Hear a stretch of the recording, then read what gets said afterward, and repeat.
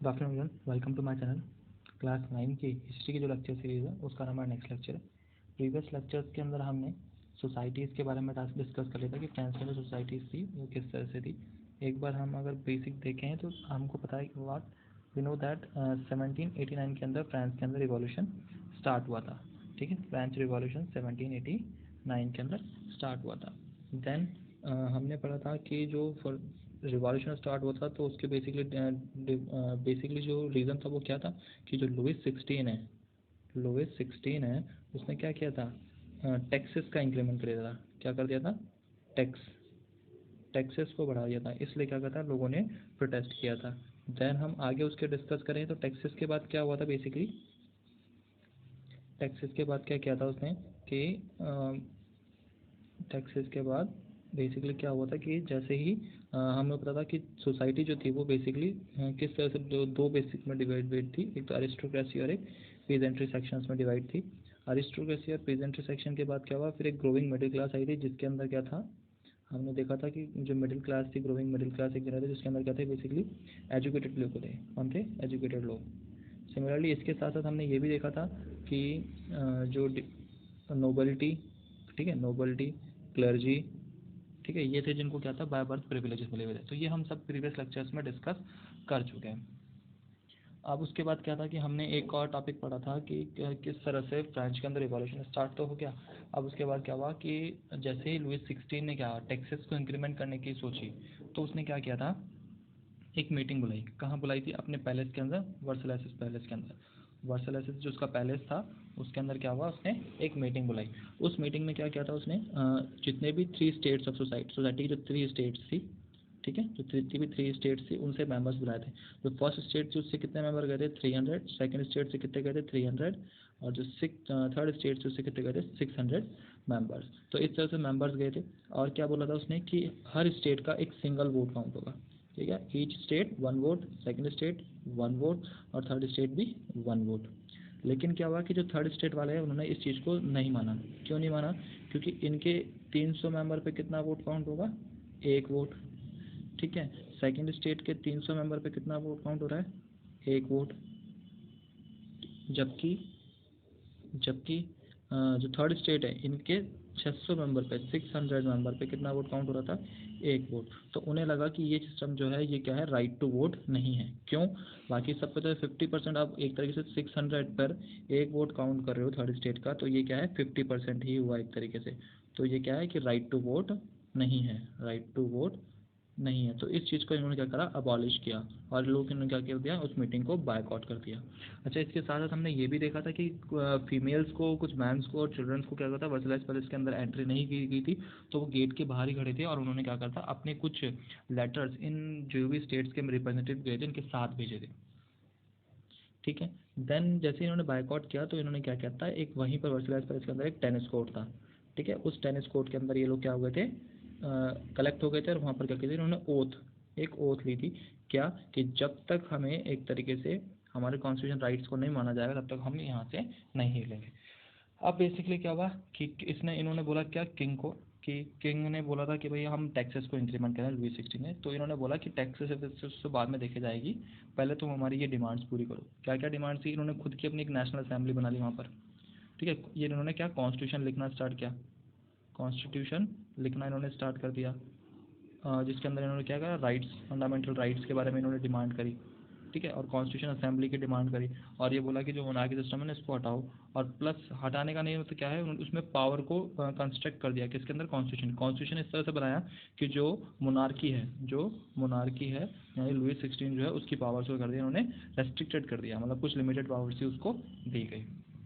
और ये लोग टेनिस कोर्ट में जो वर्सलाइज पैलेस के अंदर था वो वहीं पर ये लोग क्या थे, बैठ गए। तो ये सब हम प्रीवियस लेक्चर्स में डिस्कस कर चुके हैं इनके बारे में। हमने ये और देखा था कि दो फर्स्ट स्टेट और सेकंड स्टेट के 2 मेंबर थे, एक मेरा भाव, जिन्होंने क्या कहता है इनकी हेल्प की थी। ठीक है, क्योंकि वो लोग क्या थे, एजुकेटेड थे और उनको लगता था कि जो थर्ड स्टेट वाले लोगों के साथ हो रहा है ये सब क्या है, गलत है, ये सब क्या है, गलत है। तो बेसिकली क्या, उन्होंने इनकी हेल्प की, किनकी, थर्ड स्टेट वाले मेंबर्स की, ताकि क्या कर सकें वो लोग, क्या कर सकें, इस प्रोटेस्ट में पार्टिसिपेट कर सकें और एक सिस्टमेटिक वे में प्रोटेस्ट कर सकें। अच्छा, अब जो आइडियाज़ थे वो आइडियाज़ कहाँ कहाँ पर डिस्कस किए जाते थे, मैंने बताया था आपको, सलून्स में और कॉफ़ी शॉप में। कहाँ पर? कॉफ़ी शॉप्स में, ठीक है, इनको लाउडली बोला जाता था, जो भी आइडियाज़ थे उनको लाउडली बोला जाता था, क्योंकि अगर कुछ इलिटरेट पीपल भी थे तो वो इजीली क्या कर सकते उसको सुन के मोटिवेट हो सके और उनमें एक नेशनलिज्म की फीलिंग जनरेट हो सके। तो यहाँ तक हम सब पूरा डिटेल में डिस्कस कर चुके हैं। अब नेक्स्ट जो है, अब ये देखिए, अब जो फर्स्ट पॉइंट था वो हम डिस्कस कर चुके हैं, क्या जो हमने देखा था कि ये लोग क्या थे, जो थर्ड स्टेट के जो पीपल थे ये कहाँ पे थे, टेनिस कोर्ट में इकट्ठा होकर टेनिस कोर्ट में इन्होंने एक ओथ ली थी, क्या कि हम लोग यहाँ से नहीं जाएंगे जब तक कि हमारी कॉन्स्टिट्यूशनल डिमांड्स पूरी नहीं होगी। उसके बाद क्या हुआ, अब नेक्स्ट जो पॉइंट है उसके आगे हम डिस्कस करते हैं। देखिए आज तो देखिए नेक्स्ट पॉइंट क्या, स्टोमिंग द बेसेटाइल।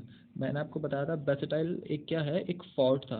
बेसेटाइल बेसिकली क्या है, बेसेटाइल एक फोर्ट था, ठीक है, एक बेसेटाइल एक क्या था, फोर्ट, ठीक है, जहाँ पर बेसिकली क्या किया जाता था, प्रिजनर्स को रखा जाता था। किसको, प्रिजनर्स को, जो कैदी होते थे, ठीक है, तो प्रिजनर्स को वहाँ पर क्या करते थे, कैदियों को वहाँ रखा जाता था। पेरिस का एक मतलब एक वहाँ पर कोर्ट था, और ये कहाँ था बेसिकली, अगर ये आपके वर्सलाइज पैलेस है तो इस पैलेस से अप्रॉक्सीमेट 29 किलोमीटर, अप्रॉक्सीमेट 29 किलोमीटर पे यहाँ पर एक ये फोर्ट था जिसका नाम था बेसेटाइल।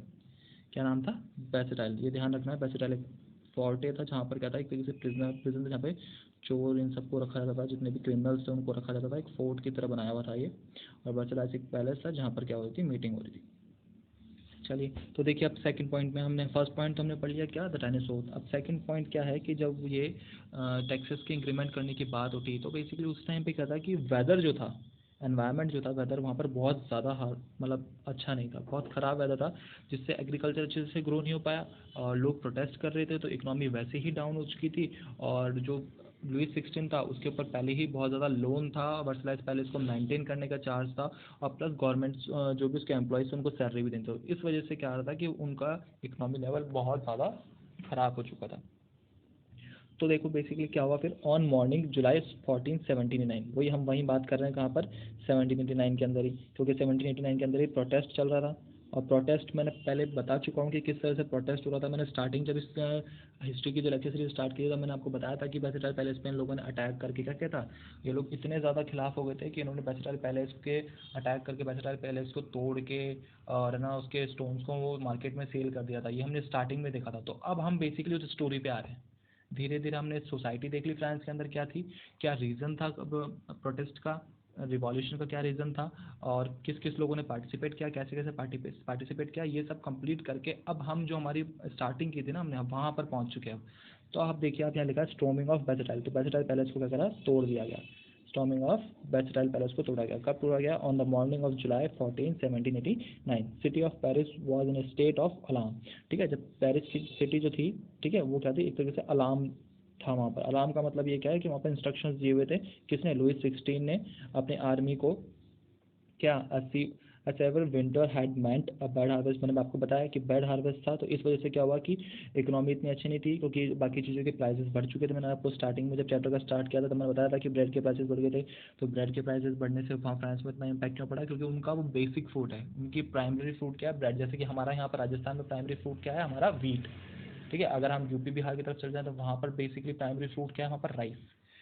तो इसी तरह से यूरोप के अंदर जो बेसिक फूड है वो क्या है, ब्रेड। तो उस बैड हार्वेस्ट के कारण क्या हुआ कि जो प्राइस ऑफ ब्रेड थी वो राइज अप हो चुकी थी, ठीक है। बेकर्स ने क्या किया था, ब्रेड के प्राइसेस को बढ़ा दिया था, ठीक है। द सिचुएशन ऑर्डर्ड सप्लाईज, और क्योंकि क्या हो रहा था कि ब्रेड की सप्लाई नहीं हो पा रही थी, क्योंकि ग्रो ही नहीं हो पाएगा बैड हार्वेस्ट के कारण, तो ब्रेड की सप्लाई कहाँ से होगी, नहीं हो पाएगी। और इस वजह से क्या हुआ कि जो फिर सप्लाई कम होने, crowd of angry women stormed into the shop. तो जो मैंने बताया था कि वुमेन्स थी, वो क्या हो गई एक तरीके से इनसे मतलब एक तरीके से क्या हो गई, वो एंग्री हो गई बहुत ज़्यादा। और एंग्री होने के बाद क्या करा इन लोगों ने, एक भीड़ इकट्ठा करके, क्राउड इकट्ठा करके कहा गया, शॉप्स में एंटर हो गए। कहाँ हो गए, शॉप्स में एंटर हो गए, ठीक है। तो एक तरीके से प्रोटेस्ट स्टार्ट हो चुका। अब देखो कहाँ का प्रोटेस्ट चल रहा है, एक तो वर्सलाइज पैलेस के अंदर टेनिस ओथ हो रहा है, उसी के साथ साथ वहाँ पर वुमेंस थी बाहर की तरफ जिनको एंटर नहीं थी अंदर, तो वो वुमेंस, चाइल्ड्स और कुछ और भी मेंस थे जो गेट के बाहर खड़े थे वर्सलाइज पैलेस के। अब क्या हुआ, बैड हार्वेस्ट था, और सिमिलरली ब्रेड के प्राइसेस बढ़ गए, तो उनको खाने के लिए कुछ नहीं मिल पा रहा था। तो अब जो आउटसाइड में या और भी जो टेनिस ओथ में भी जो वुमेन्स थी वो सब क्या हुए, शॉप्स पे जाने लग गए। तो शॉप्स पे क्या हुआ कि ब्रेड के प्राइसेस बढ़ रहे थे, तो वो क्या हो गए, एक तरीके से एंटी हो गए, उनके एंग्री हो गए बहुत ज़्यादा, और उन्होंने क्या करा, शॉप के अंदर एंट्री स्टार्ट कर दी। तो इस वजह से किंग ने क्या करा, किंग ने ऑर्डर करा किसको, आर्मी को, क्या कि तुम लोग अब सिटी में एंटर हो जाओ। तो देखो क्या है, the army was ordered by the king to move into the city, army को ऑर्डर दिया गया क्या कि आप सिटी में एंटर हो जाओ, ठीक है। क्यों? It was rumour that the army would be ordered to open fire upon citizen, ये हमने देखा था क्या कि पूरे सिटी के अंदर एक रूमर फैल चुका था क्या, एक रूमर फैल चुका था क्या कि किंग ने ऑर्डर दिया है कि ओपन फायरिंग सिटीजन्स के ऊपर क्या करो, आप ओपन फायरिंग करो, ये रूमर फैल चुका था।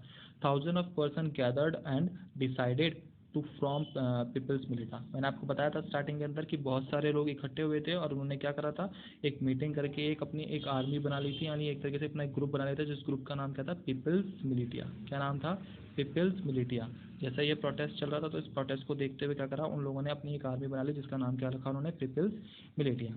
दे broke into a number of government buildings. अब क्या करा, जैसे इन्होंने ये अपने ये जो पीपल्स मिलिटिया अपनी इन्होंने आर्मी बनाई, कहाँ से बनाई थी, ये वो वर्सलाइज पैलेस के ऊपर से। किसने बनाई थी? थर्ड स्टेट वाले लोगों ने, क्योंकि फर्स्ट और सेकंड स्टेट वाले लोग तो क्या थे, आराम से उनको तो प्रिविलेजेस थे, तो थर्ड स्टेट के लोगों ने क्या करा, अपनी आर्मी बना ली पीपल्स मिलिटिया, और इन्होंने क्या करा, छोटे छोटे टुकड़ों में ये टूटते गए, और छोटे छोटे टुकड़ों में टूट के क्या करा इन्होंने, गवर्नमेंट बिल्डिंग्स के ऊपर क्या करा, अटैक कर दिया। तो into a number of government buildings in search of arms. अच्छा, क्यों अटैक करा? ताकि क्या कर सके, उनको आर्म्स मिल सके, आर्म्स मतलब हथियार, हथियार मिल सके, ताकि हथियार मिल जाएंगे तो क्या करेंगे, फिर वो भी आर्मी से लड़ सकेंगे। तो इसलिए क्या करा इन्होंने, अटैक कर दिया गवर्नमेंट बिल्डिंग्स के ऊपर, डिफरेंट डिफरेंट छोटे छोटे ग्रुप्स बना के क्या करा, गवर्नमेंट बिल्डिंग्स पे अटैक कर दिया। Bastille was a degrade fortress prison, मैंने बताया था आपको भी, बैसेटाइल क्या था, एक फोर्ट था जो बेसिकली प्रिजन था एक तरीके से, जहाँ पे प्रिजनर्स को रखा जाता था, एक क्या था, एक तरह का प्रिजन था बैसेटाइल। मैंने आपको बताया ये वर्सेटाइल पैलेस है, तो इससे अप्रॉक्सीमेट 29 किलोमीटर डिस्टेंस पर क्या था, बैसेटाइल पैलेस था, ठीक है। नेक्स्ट हम आगे चलते हैं, तो ये बैसेटाइल पैलेस था, ये मैंने आपको बताया कहाँ पर, वर्सेटाइल पैलेस था, अप्रॉक्सीमेट 29 किलोमीटर डिस्टेंस के ऊपर ये पैलेस था। तो बेसिकली हमने बताया कि पीपल्स मिलिटिया जो थर्ड स्टेट के लोगों ने बनाया था, उन्होंने क्या करा, अलग अलग गवर्नमेंट बिल्डिंग्स पे अटैक किया। क्यों अटैक किया? ताकि वो क्या कर सके, आर्म्स कलेक्ट कर सकें, और वो जो आर्मी को ऑर्डर मिला है किंग के थ्रू, तो उनके खिलाफ खड़े हो सके, उनके अगेंस्ट खड़े हो सके, ठीक है। तो it was hated by all because it stood for the deposit power of the king. अच्छा, ये सब को बाकी लोगों ने क्या करा, इसको एक तरीके से नेगेटिव वे में लिया। क्यों लिया? क्योंकि एक तरीके से ये लोग जो थर्ड स्टेट वाले जो पीपल थे, या पीपल मिलिटिया जो आर्मी बनी थी, ये सब क्या थे, किंग के अगेंस्ट खड़े हो रहे थे, ठीक है। अब नेचुरल सी बात है, उनका खड़ा होना वैलिड था। क्यों? एक तो पहले तो वर्सलाइज पैलेस में उनके साथ एक तरीके से सही व्यवहार नहीं हुआ। क्यों? क्योंकि 50% वोटिंग काउंट हुई उनकी, टैक्सेस को इंक्रीमेंट किया जा रहा था, उनको राइट टू वोट नहीं मिल रहा था। अब वो जैसे वहाँ पर ओथ में बैठ गए, मतलब बेसिकली टेनिस कोर्ट में बैठ गए, तो यहाँ पर प्राइजेस बढ़ गए, प्राइजेस बढ़ गए तो उनको खाने के लिए नहीं था, और जैसे खाने के लिए यहाँ की जो वुमेंस वगैरह शॉप्स में एंटर हुई, तो किंग ने ये ऑर्डर दे दिया कि आर्मी को अंदर सिटी में बुला ली जाए, और ना ओपन फायरिंग के ऑर्डर दे दिए। तो इस वजह से क्या हुआ कि जो पीपल थे वो किंग के एंटी हो गए। अब बेसिकली क्या हुआ, फिर हमने देखा क्या कि जो प्रोटेस्ट बढ़ता बढ़ता कहाँ पहुँच गया, आपने पहुँच गया बैसेटाइल के ऊपर। अब ये देख रहे हो, protesters stormed into the Bastille in search of arms. अब बैसेटाइल का ये नाम बेसिकली क्या, और देखो यहाँ पर हमने देखा था कि गवर्नमेंट बिल्डिंग्स, बहुत सारी गवर्नमेंट बिल्डिंग्स के ऊपर अटैक किया था, लेकिन फिर भी बैसेटाइल का नाम क्यों आता है, उसका रीज़न ये है कि बैसेटाइल क्या था, एक प्रिजन था। तो प्रिजन होने के कारण क्या था कि वहाँ पे बहुत सारे प्रिजनर्स थे, तो बेसिकली उनको उनकी सेफ्टी के लिए या उनको बाहर नहीं निकलने के लिए वहाँ पर बहुत सारे आर्म्स रखे हुए थे, तो इसलिए बैसेटाइल का नाम ज़्यादा लिया जाता है, ठीक है। तो कमांडर ऑफ बैसेटाइल वॉज किल्ड। अब बेसिकली इन लोगों ने जैसे एंटर किया बैसेटाइल के अंदर, तो वहाँ बैसेटाइल में एंटर करके इन्होंने क्या करा, अपने वहाँ के जो बैसेटाइल का कमांडर था उसको मार दिया। क्या करा? बैसेटाइल के कमांडर को मार दिया। द प्रिजनर्स वर रिलीज, और प्रिजनर्स को क्या कर दिया, वहाँ से रिलीज कर दिया। किन लोगों ने किया था ये? पीपल्स ऑफ मिलिटिया, एक आर्मी, एक क्या बना था, गैदर्ड ग्रुप बना था थाउजेंड ऑफ पीपल्स का, जो अलग अलग नंबर्स में छोटे छोटे ग्रुप्स बना के गवर्नमेंट बिल्डिंग्स में अटैक किया था। उन्हीं में से एक पीपल्स मिलिटिया का ये एक ग्रुप बैसेटाइल पे अटैक किया था, जिसने क्या किया था, वहाँ पर आके कमांडर को मार दिया, कहाँ के, पीपल्स सॉरी बैसेटाइल के, और क्या किया, वहाँ के प्रिजनर्स को रिलीज कर दिया। Next, the fortress was demolish. मैंने बताया था आपको स्टार्टिंग जब हमने स्टार्ट किया था क्या कि वहाँ के जो फोर्ट को था उसको डिमोलिश, तोड़ दिया गया। Louis 16 finally ordered recognition of the national assembly, और फिर उसके बाद लुइस 16 को लगा कि आई अब तो बहुत ज़्यादा लोग एंटी हो चुके हैं मेरे, अब ये प्रोटेस्ट को नहीं रोका गया तो बहुत ज़्यादा इकोनॉमिक क्राइसिस डेवलप हो जाएंगे और मेरी पावर भी जा सकती है। तो क्या करा लुइस 16 ने, finally accorded recognition to the national assembly, और नेशनल असेंबली को रिकॉग्नाइज कर लिया, and accepted the principle that his powers would from now on be the checked by a constitutional. और क्या कर लिया, जो थर्ड स्टेट वाले लोगों ने बोला था कि हम क्या करेंगे, मोनार्की यानी किंग की पावर को क्या कर देंगे, रेस्ट्रिक्ट कर देंगे, किसके थ्रू, कॉन्स्टिट्यूशन के अकॉर्डिंग, यानी कॉन्स्टिट्यूशन उसकी पावर्स को चेक करेगा, तो वो भी किंग ने मान लिया, ठीक है।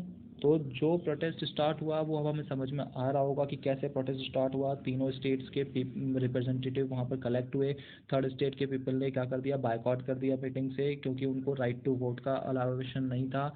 वो लोग क्या करें, टेनिस कोर्ट में इकट्ठा हुए। वहाँ पर उन्होंने ओथ ली क्या कि हम लोग जब तक एक कॉन्स्टिट्यूशन असेंबली एक नेशनल असेंबली नहीं बनेगी और एक कॉन्स्टिट्यूशन के थ्रू हम जब तक किंग की पावर को क्या करते हैं, रेस्ट्रिक्टेड नहीं करते, तब तक हम यहाँ से नहीं लेंगे। और सिमिलरली टाइम पे क्या हुआ था, ब्रेड हार्वेस्ट था, तो ब्रेड के प्राइसेस बढ़ गए। अब लोगों के पास खाना नहीं था, तो वो ओथ के लिए वहाँ बैठ तो गए, लेकिन वो खाना भी तो चाहिए था, तो खाना नहीं था, तो इस वजह से वुमेन्स ने शॉप्स में एंटर करना स्टार्ट किया। तो इसको देखते हुए किंग ने क्या करा, आर्मी को बुला लिया।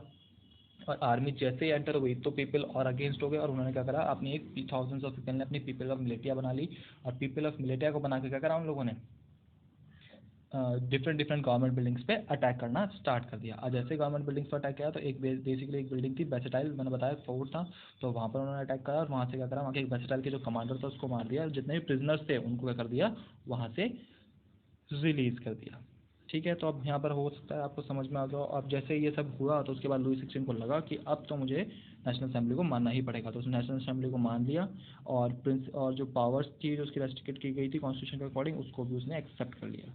ठीक है, तो उसके बाद क्या हुआ, ऑन नाइट 4 अगस्त, अच्छा देखो कब से कब हुआ था, 14 जुलाई 1789 से 4 अगस्त, तो मतलब उस टाइम तक प्रोटेस्ट चल ही रहा था पूरे फ्रांस के अंदर, इतने टाइम पीरियड तक चल रहा था। और on the night 4 August 1789 the assembly passed a decrease abolition the federal system of the abolition in Texas. और तब उसने क्या किया, जो पास किया सिस्टम, क्या सिस्टम पास किया कि अबॉलिश कर दिया गया फेडरल सिस्टम को, और अबॉलिशन ऑफ टैक्सेस, और टैक्सेस को जो इंक्रीज टैक्स थे उसको भी अबॉलिश कर दिया गया।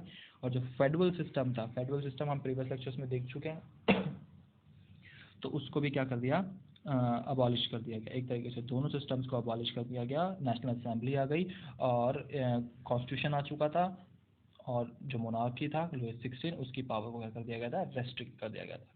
तो होप आप समझ में आया हो कि किस तरह से फ्रांस के अंदर रिवॉल्यूशन स्टार्ट हुआ, क्या प्रोसेस था, किस तरह से फॉलो हुआ, किस तरह से लोगों ने इसको प्रोसीड किया, और क्या क्या रीज़न रहा। तो ये एक साथ सारी चीज़ें हो गई। एक तो थर्ड स्टेट वालों को राइट टू वोट नहीं मिला, वो टेनिस कोर्ट में इकट्ठा हो गए, उसके बाद बैड हार्वेस्ट हुआ, उसके बाद प्राइजेस बढ़ गए, तो ये सब चीज़ें इकट्ठा हो गए, इनमें से क्या हुआ कि लोग बहुत ज़्यादा एंटी हो गए। अब फिर सारी चीज़ें एक साथ स्टार्ट हो गई। तो स्टॉर्मिंग और बेसेटाइल आपको समझ में आ गया होगा कि बेसिकली स्टॉर्मिंग और बेसेटाइल का मतलब क्या था, क्यों बेसेटाइल पैलेस को तोड़ा गया। ठीक है, नेक्स्ट हम आगे चलते हैं। तो देखिए अब क्या हुआ, फ्रांस बिकम्स है कॉन्स्टिट्यूशनल मोनार्की। कहने का मतलब क्या है, अब कॉन्स्टिट्यूशन भी आ चुका है, मोनार्की तो है ही, क्योंकि किंग की पावर को रेस्ट्रिकेट किया था, किंग को रिप्लेस नहीं किया गया था, किंग की पावर को रेस्ट्रिकेट किया गया था, मतलब कुछ किंग की पावर कम की गई थी। तो अब क्या हुआ, फ्रांस बन गया, कॉन्स्टिट्यूशन आ चुका था और मोनार्की भी था, तो अब हम क्या बोलेंगे फ्रांस को, कॉन्स्टिट्यूशनल मोनार्की। तो अब से फ्रांस क्या हो चुका था, कॉन्स्टिट्यूशन मोनार्की में कन्वर्ट हो चुका था। तो होप ये समझ में आया कि फ्रांस कॉन्स्टिट्यूशन मोनार्की में कैसे पहुंचा। ठीक है, तो नेक्स्ट हम बात करते हैं, the national assembly completed the drafting of constitution in 1791। अब देखिए आप कि जो हमने देखा था, तो ये जो प्रोटेस्ट स्टार्ट हुआ था 1789 के अंदर, और 4 अगस्त 1789 को क्या हुआ था कि फेडरल सिस्टम को हटा दिया गया और टैक्सेस का जो इंक्रीमेंट किया गया था उसको भी रिप्लेस कर दिया गया। दोनों चीज़ें रिप्लेस कर दी गई 1789 के अंदर। ठीक है, तो नेक्स्ट फिर क्या हुआ 1791। तो 1791 ईयर याद रखना है, क्यों, the national assembly completed the drafting. अच्छा ड्राफ्टिंग क्या होता है, ड्राफ्टिंग एक तरीके से क्या होता है, किसी भी चीज़ को बनाने का, जो ड्राफ्ट करने का काम करती है, तो वो तो एक तरीके से बेसिकली क्या है, इन लोगों ने कमेटी बनाई होगी और उस कमेटी का काम होगा ड्राफ्टिंग करने का। ठीक है, क्या ड्राफ्ट करने का मतलब कॉन्स्टिट्यूशन को बनाने का, तो वो जो ड्राफ्टिंग कंप्लीट हुई वो 1791 में, मतलब इनके पास खुद का एक कॉन्स्टिट्यूशन तैयार हो चुका था। वो कब तैयार हुआ था, 1791 के अंदर। ठीक है, जिसके अंदर क्या हुआ था, power was now separated and assigned to the different institution. अब क्या कर दिया गया था, पावर्स को सेपरेट कर दिया गया था। लेकिन इससे पहले पावर जैसे केवल किसके पास थी, मोनार्की के पास, मतलब केवल किंग ही था जो सारे डिसीजन ले सकता था, पॉलिटिकल हो चाहे फाइनेंशियल डिसीजन हो चाहे एग्जीक्यूटिव डिसीजन हो, कैसे भी डिसीजन हो, वो सब कौन लेता था, मोनार्की। लेकिन अब क्या कर दिया गया, पावर्स का डिवीजन कर दिया गया according to constitution which was drafting in 1791, मतलब जो ड्राफ्ट हो चुका था 1791 के अंदर। तो होप ये समझ में आया हो। नेक्स्ट हम आगे देखते हैं, देखिए आप, तो ड्राफ्टिंग पावर्स को क्या कर दिया आप, डिवाइड कर दिया। आप किस किस में डिवाइड करा, लेजिस्लेचर, एग्जीक्यूटिव एंड जुडिशरी। देखिए इनके बारे में समझते हैं, ये क्या क्या होता है। लेजिस्लेचर का मतलब होता है जो लॉ बनाता है, जो क्या करेगा, लॉ बनाएगा। कहने का मतलब उस लॉ के अकॉर्डिंग ही आपके कंट्री में क्या होगा, वर्क होगा। जैसे कि हमारे यहाँ पे कंट्री में भी, हमारे यहाँ पर भी क्या होता है, इंडिया के अंदर भी क्या होता है, एक लेजिस्लेचर पावर है जो लॉ बनाती है, ठीक है। तो नेक्स्ट लॉ, एग्जीक्यूटिव क्या करेगा, जो लॉ बनाया उसको इम्प्लीमेंट करेगा। क्या करेगा, इम्प्लीमेंट, ठीक है। उसको क्या करेगा, इम्प्लीमेंट करेगा। जो भी लॉ बनाया उसको क्या करेगा, इम्प्लीमेंट करेगा, मतलब उस लॉ के ऊपर काम करवाएगा लोगों से कि हाँ भाई ये लॉ सही है, तो इस लॉ पे ऐसे काम होना चाहिए, ऐसे काम होना चाहिए। तो उस लॉ को इम्प्लीमेंट करेगा सोशल लेवल पे। और जुडिशरी क्या करेगा, उस लॉ को जज करेगा, या जो भी क्राइम्स वगैरह हो रहे हैं तो उनको क्या करेगा, जज करेगा। क्या करेगा, जज। तो देखिए अगर आप इसको इंडिया के पास में समझे तो ज़्यादा इजी होगा। देखिए लेजिस्लेचर और हम एग्जीक्यूटिव जुडिशरी इन तीनों को समझते हैं। देखिए कैसे, जैसे कि हमारे इंडिया के अंदर लोकसभा राज्यसभा है, तो उनके जो एमएलएज होते हैं, जो एमपीज होते हैं, वो क्या करते हैं, बेसिकली लॉ बनाते हैं। तो वो क्या है आपके लेजिस्लेचर, वो क्या है आपके सॉरी वो क्या है आपके लेजिस्लेचर। नेक्स्ट, अब जो जितने भी आईएएस ऑफिसर है, आईपीएस ऑफिसर, आरएएस ऑफिसर है, ये सब क्या है, उन लॉ को इम्प्लीमेंट कराते हैं। तो ये क्या हो गए आपके एग्जीक्यूटिव्स, ये क्या होगा आपके एग्जीक्यूटिव। नेक्स्ट क्या है, अब हम बात करते हैं जुडिशरी। तो बेसिकली अगर कोई भी लॉ का हार्म हुआ है, या कोई भी किसी भी चीज़ का हार्म हुआ है, तो उसके ऊपर डिसीजन जो लेगा, तो वो कहाँ जाता है, जज के पास, मतलब हाई कोर्ट, सुप्रीम कोर्ट, ठीक है। तो वो कौन लेगा डिसीजन, जुडिशरी। तो ये जुडिशरी हो गया। तो इस तरह से क्या करा, पावर्स को डिवीजन कर दिया गया। फ्रांस एक कॉन्स्टिट्यूशन मोनार्की सिस्टम बन चुका था। तो फ्रांस में एक कॉन्स्टिट्यूशन मोनार्की सिस्टम आ चुका था।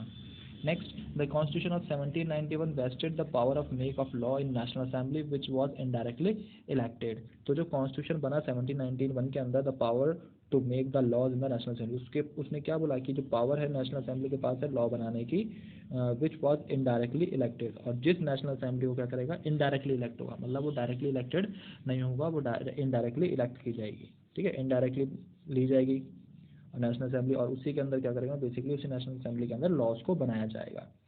Third, the constitution began with a declaration of the right of man and citizen. और कॉन्स्टिट्यूशन में सबसे पहले बनाने के बाद क्या बोला गया कि हर मैन का, सिटीजन का क्या होगा, राइट होगा, राइट होगा, such as right of life, right of life, freedom of speech, freedom of opinion, equality before law were established as the natural and the inalienable rights। तो सबसे पहले कुछ राइट्स लिखे गए हर मैन, सिटीजन्स के लिए, man, women, जितने भी सिटीजन्स हैं उनके लिए राइट्स लिखे गए। और वो राइट्स कहते हैं right to life, freedom of speech, freedom of opinion, equality before law. Right to life का मतलब सबको अपने जीवन, अपनी जो लाइफ है उसको लिव करने का फ्रीडम है। फ्रीडम ऑफ स्पीच, सबको बोलने की फ्रीडम है। फ्रीडम ऑफ ओपिनियन, सबको अपना ओपिनियन रखने की फ्रीडम है। कहीं भी अगर अपना आपको लगता है कि ये गलत है तो आप अपना ओपिनियन रख सकते हैं। Equality before law, equality before law सबसे इंपॉर्टेंट है, इक्वलिटी बिफोर लॉ। तो इसका मतलब क्या है कि चाहे मोनार्की हो, चाहे नोबिलिटी हो, चाहे क्लर्जी हो, चाहे थर्ड स्टेट हो, कोई भी स्टेट हो, एमएलए हो, कोई भी हो, डॉक्टर हो, विलेजर हो, प्रेसिडेंट हो, कोई भी हो, सब क्या होंगे, लॉ के आगे इक्वल काउंट होंगे। सब क्या होंगे, लॉ के आगे इक्वल काउंट होंगे as a natural and emergent rights. तो इस तरह के राइट्स क्या करें, बनाएंगे कहाँ, फ्रांस के अंदर, ठीक है। तो होप ये समझ में आया कि किस तरह से मोनार्की सिस्टम बना, किस तरह से फ्रांस के अंदर कॉन्स्टिट्यूशन मोनार्की बना, किस तरह से ये पूरा सिस्टम आया क्या। तो फर्स्ट हमने देखा था क्या था, बेसिकली टेनिस हो। सेकंड जो था वो क्या था कि जो बैसेटाइल पैलेस पर अटैक हुआ, स्टॉर्मिंग ऑफ बैसेटाइल, और फिर क्या हुआ कि बैसेटाइल अटैक के बाद किंग ने हर बात मान ली और क्या किया, कॉन्स्टिट्यूशन मोनार्की को बना लिया गया।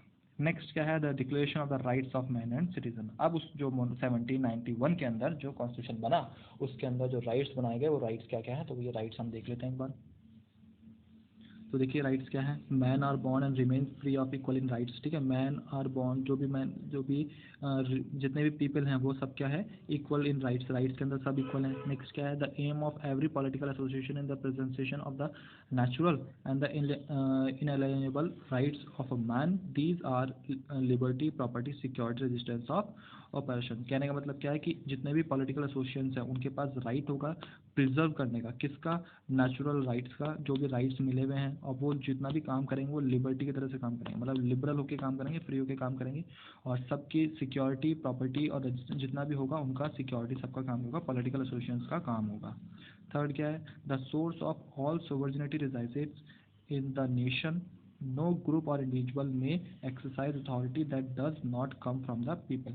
ऐसी कोई सी भी, कहने का मतलब क्या है, ऐसा कोई भी इंडिविजुअल या कोई भी ग्रुप नहीं होगा जो पीपल के खिलाफ काम करे, ठीक है। यहाँ पे कहने का बोल सकते हैं कि ऐसी कोई भी अथॉरिटी नहीं आएगी जिसके अंदर पीपल की क्या हो, जो भी पीपल हैं फ्रांस के, उनकी अथॉरिटी नहीं हो या उनका क्या हो, उनका आइडिया नहीं हो। आइडिया मतलब कहने का मतलब हम ये बोल सकते हैं कि उनकी परमिशन ना हो, ठीक है। तो सो कहने का मतलब ये है कि पीपल ही पार्टिसिपेट करेंगे, the source of all sovereignty, ठीक है। तो नेशन के अंदर सोवर्निटी डिक्लेयर कर दी गई। और क्या क्या लाया गया नेशन के अंदर? Liberty consist of the power to do whatever is not injurious to others. Liberty दी गई, लेकिन लिबर्टी ये नहीं कि आप कुछ भी करोगे। लिबर्टी का मतलब ये है आप हर काम करने के लिए फ्री हो। लिबर्टी का मतलब क्या है? Free to work.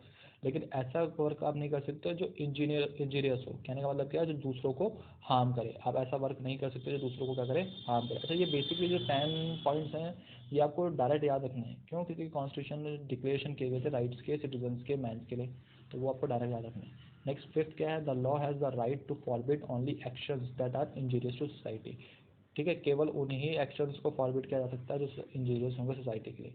The law has the right to forbid only actions that are, तो लॉ के पास केवल उन्हीं एक्शंस को फॉरबिड हटाने का राइट था जो क्या थे? सोसाइटी के लिए क्या हो? इंजीरियस हो, मतलब सोसाइटी के लिए क्या हो? हार्मफुल हो। केवल उन्हीं को क्या कर सकते हैं? लॉ हटा सकता है। 6 क्या है? Law is the expression of general will. Law क्या है? एक तरह का एक्सप्रेशन है, जनरली एक विल एक्सप्रेशन है। All citizen have the right to participate in its formation. हर सिटीजन, जो भी सिटीजन है उनको राइट है, वो पार्टिसिपेट कर सकते हैं। किस चीज़ में पार्टिसिपेट कर सकते हैं? लॉ को बनाने में, पर्सनली और थ्रू देयर रिप्रेजेंटेटिव। वो खुद भी पार्टिसिपेट कर सकते हैं या अपना एक रिप्रेजेंटेटिव चूज करके क्या कर सकते हैं? पार्टिसिपेट कर सकते हैं। जस्ट एग्जाम्पल, हम जयपुर में रहते हैं तो हमने क्या करा? जयपुर का यहाँ पर जो भी MLAs वगैरह होंगे या हमारी कॉलोनी के जो पार्षद होते हैं उनको हम क्या करते हैं? एज ए रिप्रेजेंटेटिव मान सकते हैं। तो हमारी जितनी भी बात होती है वो रिप्रेजेंटेटिव क्या करते हैं? अपने विधानसभा वगैरह वहाँ पर लोकसभा राज्यसभा में रखते हैं और फिर उसके ऊपर डिसीजन लिया जाता है। तो लॉ में हर पीपल काम कर सकता है, चाहे वो खुद पार्टिसिपेट होकर काम कर सकता है या अपने एक रिप्रेजेंटेटिव तैयार करके और उसको पार्टिसिपेट करने के लिए भेज सकते हैं। तो all citizens are equal before it. तो कहने का मतलब क्या है? लॉ के अंदर सारे सिटीजन्स क्या है? इक्वल है। नेक्स्ट 7th जो है वो क्या है? No man be accuse arrested और detained except in case of determined by the law. मतलब लॉ के अकॉर्डिंग अगर किसी पर्सन को अक्यूज या अरेस्ट किया जाता है तो ठीक है, लेकिन अगर लॉ में ऐसी कोई चीज़ नहीं लिखी हो और उसको ज़बरदस्ती उसे किसी चीज़ के लिए अरेस्ट नहीं कर सकते आप, ठीक है। तो किसी भी लॉ को आप अब्यूज़ नहीं कर सकते, अक्यूज़ नहीं कर सकते, अरेस्ट नहीं कर सकते अगर लॉ के अंदर वो किसी भी क्राइम को सेटिस्फाई नहीं करता है तो आप उसको नहीं कर सकते। लेकिन हाँ, अगर उसमें लॉ का हार्म हुआ है तब आप उसको अरेस्ट कर सकते हैं। नेक्स्ट क्या है? 8 जो है, एवरी सिटीजन में speak right and print freely. Her citizen को राइट है किस चीज़ का? बोलने का, लिखने का और प्रिंट करने का। he must take responsibility for the abuse of such liberty in case of determined by the law। लेकिन ये राइट तो दिया गया है, लेकिन अगर इससे कोई भी अब्यूज मतलब कुछ भी हार्म होता है लिबर्टी का किसी और लॉ के ऊपर या किसी और पर्सन के ऊपर, तो उस पर्सन को उसकी रिस्पॉन्सिबिलिटी लेनी पड़ेगी। कहने का मतलब क्या है? मैंने कुछ भी चीज़ ऐसे लिख दी किसी भी फिल्म स्टार के बारे में, जैसे एग्जांपल मैंने कोई चीज़ लिख दी, तो फिल्म स्टार क्या करेगा? मेरे ऊपर केस कर सकता है कि भाई इसने जो मेरे बारे में चीज़ लिखी है गलत है, तो मैं इसके ऊपर केस फाइल कर सकता हूँ। तो सिमिलरली इस तरह से है क्या? फिर आपको उस चीज़ की रिस्पॉन्सिबिलिटी लेनी पड़ेगी और आपको बताना पड़ेगा कि आपने क्यों लिखी है चीज़, ठीक है। अगर आपने गलत लिखी है तो आपको उसके ऊपर माफ़ी मांगनी पड़ेगी, जो भी आपको लॉ के अकॉर्डिंग जो भी डिसीजन लिया जाएगा आपको फिर वो बात माननी पड़ेगी। नेक्स्ट 9 क्या है? For the maintenance of the public force and the expenses administrating a common tax is indispensable. कहने का मतलब क्या है? एक कॉमन टैक्स लिया जाएगा, it must B assisted equally in on all citizen in proportion of their means, ठीक है। अच्छा, जो टैक्स लिया जाएगा वो बेसिकली क्या है? प्रपोर्शन बेस्ड लिया जाएगा। कैसे लिया जाएगा? Citizen in proportion to their means, ठीक है, ताकि क्या कर सके? पब्लिक फोर्स को मेंटेन कर सके और जितने भी एडमिनिस्ट्रेटिंग एक्सपेंसेस है, मतलब जो लोकसभा राज्यसभा या जो भी मेंबर्स बने हैं, जितने भी पैलेस बनेंगे तो उनकी सैलरीज वगैरह जो देनी होगी, तो उन एडमिनिस्ट्रेटिंग एक्सपेंसेस को क्या करेंगे? कॉमन टैक्स के बेसिस पे लिया जाएगा। तो कॉमन टैक्स क्या होगा? It must be assist equally on all citizen in proportion to their means. उनके मीन्स मतलब उनके अकॉर्डिंग क्या करेंगे? उसको एक तरीके से प्रपोर्शन में, इक्वल प्रपोर्शन में डिवाइड किया जाएगा। नेक्स्ट जो 10th पॉइंट है वो क्या है? Since property is a sacred the inviolable right, no one may be deprived of it unless the legal established public necessities requires it। in that case a just compensation must be given in advance। कि अगर basically property का भी कोई right नहीं था, right था भी था तो बेसिकली आप अपनी प्रॉपर्टी को रखते हैं, लेकिन ऐसी कोई प्रॉपर्टी हो जो बेसिकली क्या हो? यूजलेस है या इलीगल है, ठीक है। यूजलेस है या फिर क्या लीगली इस्टेब्लिश्ड है अगर, लेकिन अगर गवर्नमेंट को उसकी नेसेसरी है, उसकी रिक्वायरमेंट है, तो इस केस में क्या होगा? आपको उस चीज़ का कंपनसेशन दिया जाएगा एडवांस के अंदर। मतलब कहने का मतलब अगर गवर्नमेंट उस चीज़ को यूज़ करती है तो आपको उसके अगेंस्ट क्या करती है, कंपनसेशन दे देगी और वो खुद उस चीज़ को यूज़ करेगी। तो ये डिक्लेरेशन है राइट्स ऑफ मैन सिटीजन, इतने ज़्यादा इंपॉर्टेंट है नहीं, कुछ 4 या 5 आपको पॉइंट्स इसमें ध्यान रख लेने हैं। ठीक है, जैसे कि आप जो पॉइंट से ध्यान रख सकते हैं कि इक्वल इन राइट्स हो गया आपके, कॉन्स्टिट्यूशन में सब पार्टिसिपेट कर सकते हैं रूल्स बनाने में, लिबर्टी कैसे आपको दी है लेकिन आप क्या कर सकते हैं उसको मिसयूज़ नहीं कर सकते। ठीक है, लॉ ऑफ फॉर्मेशन, सबको इक्वल राइट्स है, सबको लिखने का, बोलने का और प्रिंट करने का राइट दिया गया है। तो इसमें से आपको कुछ पॉइंट्स, आप कुछ क्या नहीं तो आप सारे भी ध्यान रख सकते हैं, इतना कोई इंपॉर्टेंट है नहीं, बस ये ध्यान रखना है कि कॉन्स्टिट्यूशन के बाद जब बना था तो कॉन्स्टिट्यूशन, तो अब बेसिकली क्या क्या पढ़ चुके हैं हम कि जो ओथ हुई थी, मतलब जो रिवॉल्यूशन स्टार्ट हुआ था वो हम पढ़ चुके, उसका रीज़न क्या था।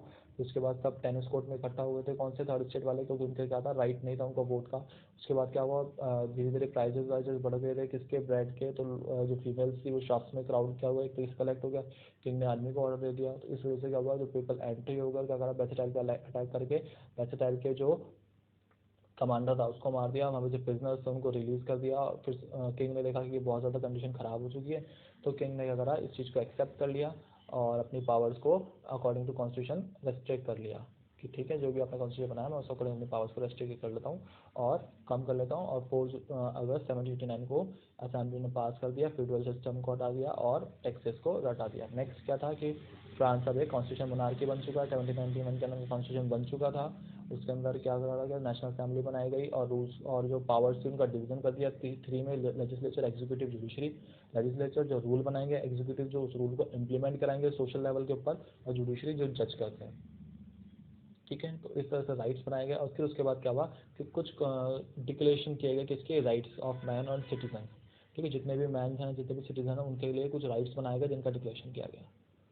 तो होप ये आपको समझ में आया हो। फिर भी अगर आपको कोई डाउट हो तो आप कमेंट बॉक्स में कमेंट कर सकते हैं। Most of the French revolution में अब हम वहाँ पहुँच चुके हैं जहाँ पर रिवॉल्यूशन स्टार्ट हुआ था, और रिवॉल्यूशन से पहले क्या कंडीशन थी, रिवॉल्यूशन क्यों स्टार्ट हुआ, रिवॉल्यूशन का क्या इंप्लीमेंट रहा और किस तरह से मोनार्की, कॉन्स्टिट्यूशन मोनार्की आया, यहाँ तक हम पहुँच चुके हैं। तो होप आपको ये समझ में आया हो। फिर भी आपको कोई डाउट हो तो आप कमेंट बॉक्स में कमेंट कर सकते हैं। Okay, thank you.